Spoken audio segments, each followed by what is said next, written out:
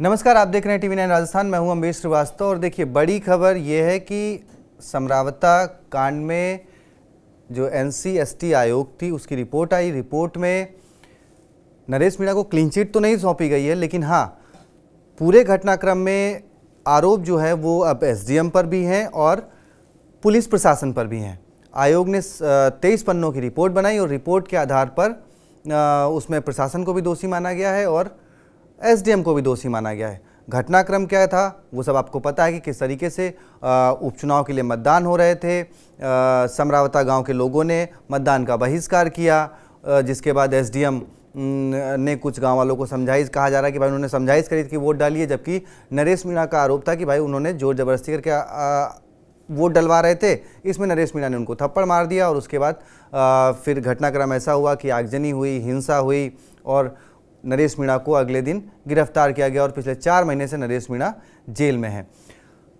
अब ये पूरी कहानी क्या है, आयोग की रिपोर्ट क्या है, उसी पे चलते हैं और सीधे अपने senior executive producer Pushkar Chauhan sir से बात करेंगे कि इसमें अब आयोग की रिपोर्ट आ गई तो नरेश मीणा के लिए कितनी राहत होगी, भजन लाल सरकार के लिए कितनी मुश्किल होगी, सब कुछ समझेंगे। सीधे चलते हैं सर के पास। सर, आयोग की रिपोर्ट आ गई, जी ये एक तरीके से इसके 2 मायने हैं, आप समझिए। एक तो जो सरकार क्या करेगी, लेकिन इसके सियासी मायने बड़े हैं। जो हम और आप नवंबर से जब से कांड हुआ है, एक तरफ ये कह रहे थे कि लगातार ऐसी खबरें हैं कि नरेश मीणा ये कह रहे हैं, नरेश मीणा वाली बात महत्वपूर्ण आई अब सामने निकल कर कि वहां पर दिव्यांग महिला और पुरुष को जबरदस्ती वोट डालने के लिए कहा जा रहा था जी। अगर इस रिपोर्ट को सही माने तो। और जब इस रिपोर्ट आने के बाद अब इसके सियासी मायने ज्यादा है। देखिए, ये नेशनल कमीशन है शेड्यूल्ड ट्राइब, राष्ट्रीय आयोग है ये, इसको मान्यता है। अब इन्होंने, देखिए आपको कहा महीने भर के अंदर कार्रवाई करने, सन्नाटा है सरकार की तरफ से। मुख्य सचिव DGP से अभी तक कुछ नहीं निकल के आया, सरकार की तरफ से कोई बोलने को तैयार नहीं। एक तरीके से ये रिपोर्ट आदिवासी आयोग की पूरी तरीके से नरेश मीणा को क्लीन चिट देती हुई नजर आ रही है। अच्छा, इसमें है कौन, इसका गठन कौन करता है? केंद्र सरकार करती है, वहां से। ये तो ऐसा तो है नहीं कि कांग्रेस ने अपना डेलीगेशन भेजा या हनुमान बेनीवाल RLP ने भेजा, BAP ने भेजा, तब आप ये कर रहे हैं। अब इस पे आप समझिए सियासत तगड़ी होगी। हमेशा हर बात पे बोलने वाले डॉक्टर किरोड़ीलाल मीणा आज मीटिंग ली, जरूरी मीटिंग थी, हीट वेव को लेके थी। पिछली बार आप भी सवाल उठा रहे थे कि मंत्री है नहीं, गायब है, अब कि वो जून से पहले ही एक्टिव है। लेकिन इस मुद्दे पर अभी तक उन्होंने बात नहीं खोली। अभी जो अंदरूनी सूत्रों से बात हुई तो सरकार के तरफ से लोग कह रहे हैं अभी पढ़ रहे हैं, अभी अध्ययन करेंगे, इसके अध्ययन कर ले रिपोर्ट का, तब आएंगे सामने। तो दरअसल नरेश मीणा को आपने जैसा शुरुआत में कहा कि ये उनके लिए राहत की खबर है। उनको अब इसमें राहत सरकार की तरफ से, जो अगली डेट है उसमें क्या कहा जाता है सरकारी वकील की तरफ से, क्योंकि एक हकीकत ये भी है कि नरेश मीणा ने का वो वीडियो सामने है जी। अगर अब राष्ट्रीय आयोग, जनजाति आयोग की बात माने तो इसमें तो नरेश मीणा बिल्कुल दूध के तरह साफ नजर आएंगे और पुलिस इसमें फंसती हुई नजर आएगी। वो अधिकारी जिसको थप्पड़ लगा है वो भी फंसता हुआ नजर आ रहा है जी। उनके ऊपर भी जबरन वोट डलवाने का आरोप लग गया है। ये बड़ा आरोप है। क्या सरकार कार्रवाई करेगी? अब क्या सरकार कार्रवाई करेगी कि नहीं करेगी, यही है। तो सर, अब जिस चीज को लेके विपक्ष को तो मुद्दा मिल गया। सर, देखिए, एक कांग्रेस के नेता भरत सिंह कुंदन है, उन्होंने पूरा सपोर्ट किया है नरेश मीणा का, वो समर्थन में आ गए हैं। उनका कहना है कि भाई देखिए, आयोग की रिपोर्ट आ गई है, प्रशासन और एसडीएम दोषी हो गए हैं और आखिरकार जो नरेश मीणा है वो जेल में है पिछले 4 महीने से, और जो एसडीएम है वो बाहर घूम रहे हैं, जिनको आयोग की रिपोर्ट में दोषी माना गया है। हमारे साथ जुड़ भी गए हैं भरत सिंह कुंदन जी, उनका स्वागत करते हैं। भरत सिंह कुंदन जी, आपका बहुत बहुत स्वागत है टीवी 9 राजस्थान में। नमस्कार जी सर देखिए, पूरा घटनाक्रम हमारे दर्शकों ने जान ही लिया है, और आप पहले नेता हैं जिन्होंने आयोग की रिपोर्ट आने के बाद अपना पक्ष रखा है। अब इसमें आपका आने वाले समय में क्या कदम होगा, बताएं जरा सर। देखिए, मैं उस समय बोला हूँ जब इसकी जांच हाईएस्ट लेवल से दिल्ली से एसटी आयोग के उन्होंने करी है और उन्होंने अपनी प्रतिक्रिया जाहिर करी है, तो उसके बाद बोला हूँ। मैंने अपने विचार कभी मेरा क्या सोच है पहले जिक्र नहीं करा, जी सर। मगर आपको मैं बताना चाहता हूँ कि 50 साल तक मैं लोगों के बीच में और काम कर रहा हूँ जनप्रतिनिधि के रूप में, और मेरे अनुभव के आधार पर कह रहा हूँ कि जो प्रशासनिक अधिकारी हैं अगर ये सूझबूझ से काम करें तो बहुत कुछ व्यवस्था को बिगड़ने से रोका जा सकता है। ये जो प्रकरण हुआ है ये उस प्रकार का है कि मधुमक्खी का छत्ता है, उसमें पत्थर किसने फेंका और मधुमक्खी उड़ी क्यों? पत्थर इसमें एसडीएम ने फेंका, उसका कोई बिजनेस नहीं था कि वहां अंदर जाकर जबरदस्ती वोट डलवाए, और जो संबंधित एसडीएम था वहां पर उसका ट्रैक रिकॉर्ड भी बहुत अच्छा नहीं है सर। लेकिन एक चीज ये जानना चाहेंगे कि देखिए, कांग्रेस की तरफ से अगर कहा जाए तो एक गुट में, मतलब एक साथ आकर या उनका कोई पक्ष रखने वाला एक तरफ नहीं है। देखिए, कोटा में प्रहलाद गुंजन जी लगातार उनके समर्थन में है, इंदिरा मीणा टी शर्ट पहन के गई विधानसभा में, तो अलग अलग नेता जो है वो बारी बारी से उठ रहे हैं। अब आज जब रिपोर्ट आई तो आप भी आ गए सामने, लेकिन कांग्रेस का क्या कांग्रेस एक मंच पर आके, एक बड़े मंच पर आके बड़े नेता कुछ इस पे आगे कोई कदम उठाने के लिए आप लोग तैयारी कर रहे हैं? ये जिसको आप बड़ा नेता कहते हैं वो जरूरी नहीं है बहुत बड़ा नेता है। बहुत छोटे लोग भी बड़े बड़े पोस्ट के ऊपर बड़े नेता कहलाते हैं। बड़ा तो वो है जो खुले रूप से गलत बात को गलत कह सके, और ऐसे दम भरने वाले नेता दोनों पार्टियों में इनका अकाल पड़ा हुआ है। भरत सिंह जी, देखकर बोलते हैं। भरत सिंह जी, पुष्कर चौहान बोल रहा हूं। आपकी बात ठीक है, अगर आप उठा रहे हैं मिलना चाहिए ये बात नहीं, मैं इसलिए उठा रहा हूं कि अगर मैं नहीं उठाता आप मेरी बात समझिए, बहुत गलत होता है। ये कोई सही बात के लिए नरेश मीणा जो कर रहा है उसने अपने लिए कुछ नहीं करा है, वो जनता के लिए, समाज के लिए कर रहा है। दरअसल यही बात अम्बेश कहना चाह रहा है।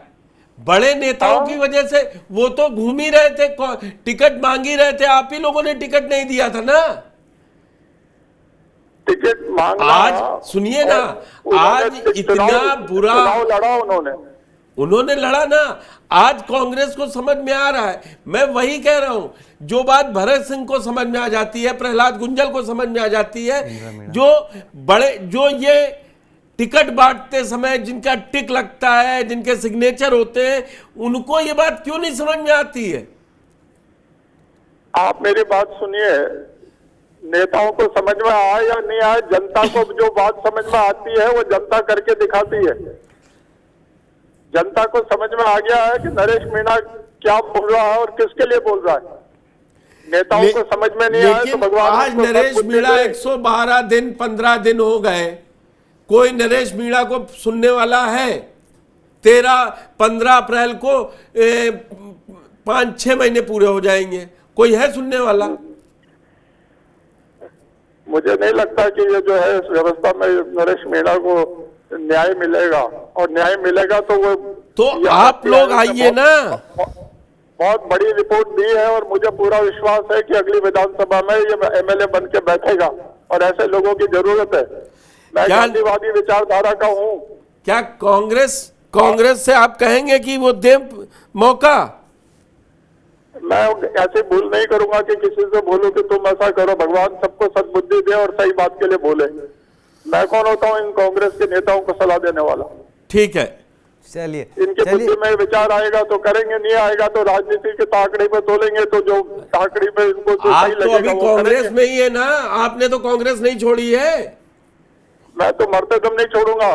बस ठीक है भरत सिंह जी, आपका संघर्ष काम करेगा और हो सकता है नरेश मीणा को बल मिले, और उनको अगर आप मानते हैं और कोर्ट में साबित होना, क्योंकि किरोड़ीलाल मीणा जी कह चुके हैं कोर्ट में अब ये साबित होगा कि वो करोड़ी डरपोक आदमी है, वो देखिए वो डरपोक आदमी है, वो राजनीति तोल के बोलते हैं। देखिए आप राजनीति करते हैं, आप भी मंत्री रह चुके हैं, वो मंत्री हैं, तो ऐसे अपमानजनक नहीं, सियासी मतभेद सही है, मनभेद नहीं होना चाहिए। डरपोक है कि बहादुर है, अब बहादुर में तो बेचारे 6 महीने जेल काट गए ना नरेश मीणा। वो मीणों के राजनीति जाति के आधार पर बोलते हैं, मैं जाति के विरोध में हूँ, और ऐसे बड़े मौके पर सबसे पहले किरोड़ी लाल जी को ही बोलना चाहिए था।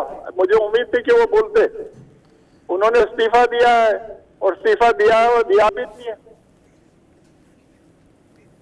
चलिए नरेश भरत सिंह जी, आपका हमारे साथ जुड़ने के लिए बहुत बहुत धन्यवाद। और ये सही बात है कि जो करीबन 4 महीने बाद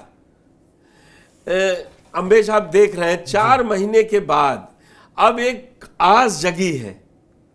सर आपने किरोड़ी का जिक्र किया, मैं वापस किरोड़ी पे आना चाहूँगा। देखिए उन्होंने भी कहा, उन्होंने जिन शब्दों का यूज़ किया वो तो नहीं कर, वो छोड़ी, मैंने उससे पहले ही आपसे कहा। हाँ, तो किरोड़ी लाल मीणा अभी लास्ट हम लोगों ने एक शो किया था उसी पे, जिसमें उन्होंने कहा था कि हमने 52 लोगों को छुड़वा लिया, मैं गया मैंने ये कर दिया, मैं गया मैंने वो कर दिया। उसके बाद उनका पिताजी का बयान आया कि वो किरोड़ी लाल मीणा जी जो है वो सिर्फ वाहवाही लूट रहे हैं। अब जब ये आयोग की रिपोर्ट आ गई, क्या अब किरोड़ी लाल मीणा जी आगे आएंगे और कहेंगे कि हाँ मैंने आयोग वालों से बात करी? मैंने कहा ना, मेरे साथ जो आपकी बातचीत थी मैंने उसमें साफ कहा, अब किरोड़ी मीणा बैकफुट पे रहे, नहीं करे ना, नहीं तो टंकी पे भी चढ़ जाते हैं और अन्याय के खिलाफ तो कुछ भी कहते हैं ना, कहते हैं कि मेरे साथ तो जाति, अब तो पूरे समाज के एक नेता के साथ जिसको नेता बता रहे थे जी। लेकिन यहां पर सबसे बड़ी बात जो ध्यान रखने वाली है हमेशा, आयोग की रिपोर्ट को एक्सेप्ट करेगी कोर्ट, सरकार। अच्छा जी सर, उस पे काम करेगी कि वो और आगे इस पे मतलब उसमें कहेगी कि ये नहीं, बाध्यता नहीं है ना ऐसी। सर मैं एक चीज़ समझना चाहूँगा कि अब जैसे ये रिपोर्ट आई है, अब क्या नरेश मीणा के समर्थक या उनके वकील इस चीज़ को एक मुद्दा बनाकर कोर्ट में पेश करेंगे? क्या इससे बिल्कुल नरेश मीणा को मजबूती मिलेगी? जो चार्जशीट ये लगाएंगे, आप मेरी बात समझिए, जो चार्जशीट ये लगाएंगे उससे बड़ी बात निकल के आगे आएगी। जब कोर्ट में अगली सुनवाई होगी तो उनका वकील इसी पे एम्फेसिस करेगा। इसीलिए मैं आपको कह रहा हूं, एक अलग राह चलेगी जो अदालत में लड़ाई लड़ी जाएगी, एक सियासी लड़ाई के फायदे और नफे नुकसान होंगे।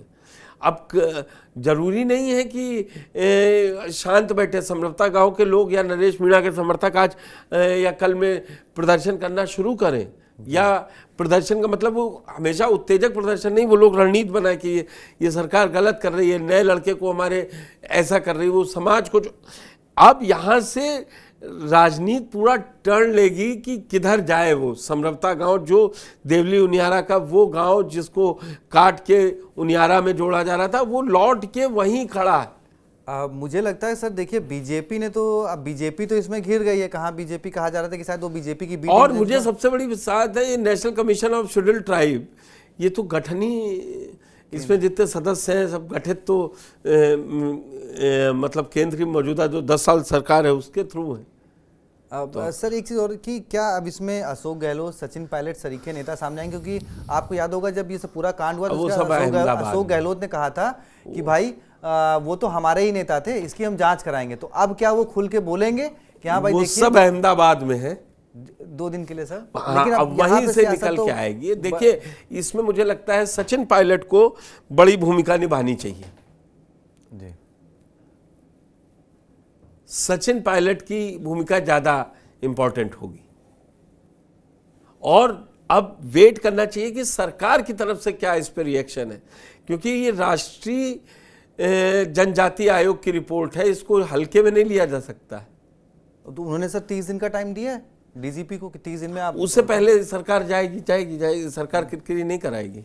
डीजीपी को वो बुला लेंगे। आपको देखिए वो दीवानी के न्यायालय के बराबर उसकी हैसियत है आयोग की। ऐसा नहीं है कि उसको जुडिशियल पावर थोड़ी बहुत है, वो जाना पड़ेगा।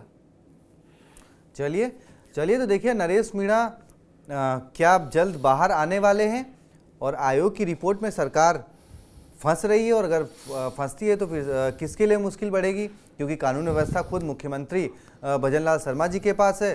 तो अब इसमें विपक्ष इस मुद्दे को कैसे उठाएगा, जो अभी तक नरेश मीणा के मामले में बहुत ज़्यादा खुलकर सामने नहीं आ रहा था, बस एक आधी नेता सामने आ रहे थे, लेकिन अब विपक्ष को क्योंकि मुद्दा मिल गया, चाहे सचिन पायलट हो चाहे अशोक गहलोत हो, वो हमेशा इस मामले को उठा रहे थे कि भाई जांच होनी चाहिए और उसमें प्रशासनिक गलती और प्रशासन की गलती खुद आयोग ने कह दिया है, जो कि केंद्र की है।